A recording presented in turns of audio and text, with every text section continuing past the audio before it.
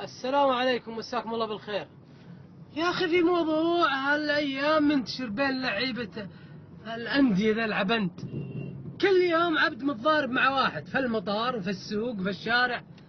على الله أبو من جمعكم عبنت. أول يا عبد تشترب ملح، كيس ملح يشترون فيك، واليوم متنافق وتضارب. هوساوي طيساوي ما أدري وش اسمك. على الله من جمعكم عبنت. وش سايفين انفسكم يا العبند؟ الله لا يردكم. الواحد يمشي وخشمه رازه العبد، عاد من زين خشمك فارش تقول كفرات ددسن فارش. وهذا الخلباني بعد العبد كل يوم طالع لي في تويتر اعلى الله من هو عبند كلهم. والله لو الحكم بيدي لأرجعهم مثل الكلاب أول.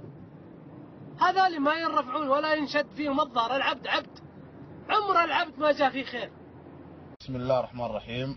بخصوص الشخص اللي طلع يتكلم على العبيد والسمر والسود بعد حادثة عمر هوساوي، انهم يضربون الموظفين ويتضاربون بالملاعب وامور اخرى قالها ما لها داعي.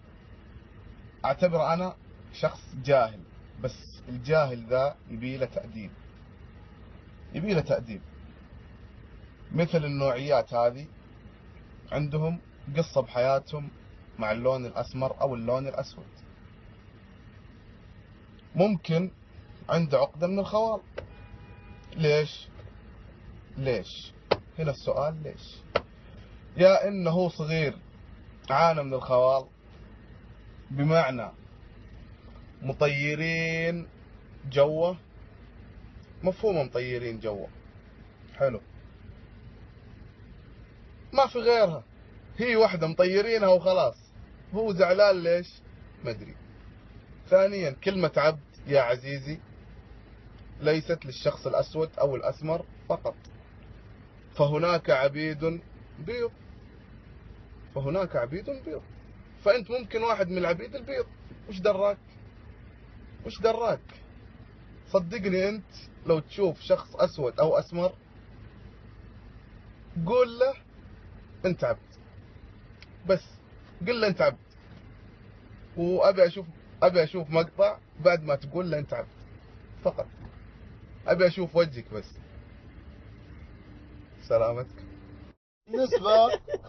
بالنسبة اللي يتكلم على الخوال وعبيد وما عبيد، خوالة عبيد تراك أشكر كمان بيبي جايين لك تراك دارس معي